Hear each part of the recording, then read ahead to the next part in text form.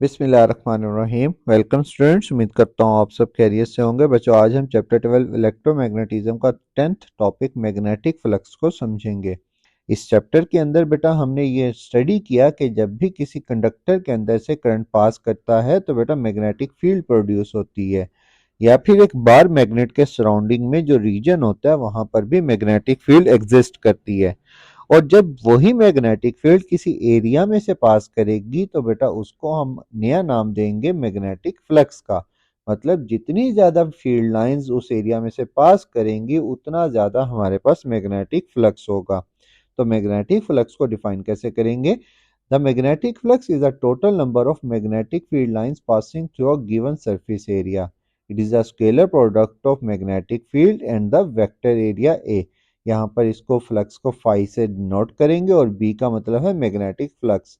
अब इससे last chapter में हमने इलेक्ट्रिक फ्लक्स भी पढ़ा था, उसमें हमने कहा था जब इलेक्ट्रिक फील्ड लाइंस किसी एरिया में से पास करेंगी तो इलेक्ट्रिक फ्लक्स, और यहाँ पर बेटा हमारे पास जब मैग्नेटिक फील्ड लाइंस किसी एरिया में से पास करेंगी तो उसको हम कह रहे हैं मैग्नेटिक फ्लक्स। और इसका फार्मूला है बेटा हमारे पास बी डॉट ए, और जब ये डॉट प्रोडक्ट को हम खत्म करते हैं तो हमारे पास आएगा कॉस थीटा। मतलब हमारे पास फ्लक्स इक्वल होगा बी ए कॉस थीटा के।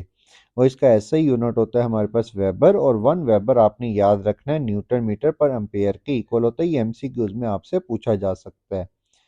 नेक्स्ट है बेटा हमारे पास इसके कुछ स्पेशल केसेस कि फ्लक्स कब मैक्सिमम होगा कब मिनिमम होगा। एक सिंपल सा कॉन्सेप्ट इसमें बस आपने याद रखना है, जब मैक्सिमम में फील्ड लाइंस किसी एरिया में से पास करेंगी तो फ्लक्स मैक्सिमम होगा, और अगर कोई फील्ड लाइंस एरिया में से पास नहीं करेंगी या मिनिमम में फील्ड लाइंस एरिया में से पास करेंगी तो फ्लक्स क्या होगा? जीरो होगा। और अगर बेटा हमारे पास ना सरफेस एरिया 90 का एंगल बना रहा है ना जीरो का एंगल बना रहा है, बल्कि एक सेंटर कोई एंगल बना रहा है, तो बेटा इस केस के अंदर जो फ्लक्स है वो कॉस थीटा यानी एंगल पर डिपेंड करेगा। मैक्सिमम फ्लक्स क्या होगा? When the surface is perpendicular to the magnetic field and the A B and A are parallel. अब यहाँ पर बेटा अगर आप गौर करो तो एरिया के डायरेक्शन हम लेते हैं उसके नॉर्मल पर, तो बेटा हमारे पास मैग्नेटिक फील्ड और यहाँ पर एरिया जो है वो उन दोनों के दरमियान एंगल है 0 डिग्री। जब डायरेक्शन सेम हो तो एंगल हमेशा 0 डिग्री होता है। और यहाँ पर cos 0 जब हम पुट करेंगे तो बेटा cos 0 1 के इक्वल होता है, तो मैक्सिमम फ्लक्स आएगा B A magnetic field lines passing. और एग्जाम्पल के तौर पर आपने याद रखना है magnetic field lines pass straight through the surface, जैसे इस डायग्राम में आपको दिखाया गया है। जीरो फ्लक्स कब होगा? When the surface is parallel to the magnetic field B and A are perpendicular, जैसे इस डायग्राम में आपको दिखाया गया है कि हमारे पास जो एरिया है हमारे पास वो अपवर्ड है, मतलब 90 का एंगल बना रहा है मैग्नेटिक फील्ड के साथ। तो जब हम इस फार्मूले में cos 90 पुट करेंगे तो cos 90 जीरो के इक्वल होता है, तो फ्लक्स हमारे पास जीरो हो जाएगा। एग्जाम्पल के तौर पर आपने याद रखना है no magnetic field lines pass through the surface. और हमारे पास नेक्स्ट बेटा अगर हमारे पास एक कर्व सरफेस हो और उसका हमें मैग्नेटिक फ्लक्स फाइंड आउट करना हो, फॉर एग्जांपल एक फुटबॉल है और फुटबॉल के अंदर हमने एक मैग्नेट को रखा हुआ है, तो बेटा उस सर्कुलर पाथ के ऊपर कर्व पाथ के ऊपर हम मैग्नेटिक फील्ड किस फार्मूले से फाइंड आउट करेंगे?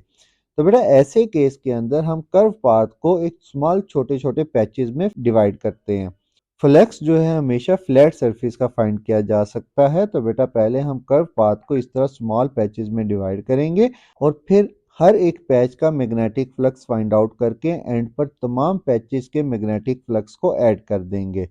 If the surface is curved or the magnetic field is non-uniform, divide the surface into small element, मतलब small patch में छोटे छोटे डब्बों में इसको हमने डिवाइड कर लेना है। Calculate flux of each small element, एक छोटे छोटे एलिमेंट का, क्योंकि हमने इसको बेटा कंसीडर करना है ये फ्लैट सरफेस है।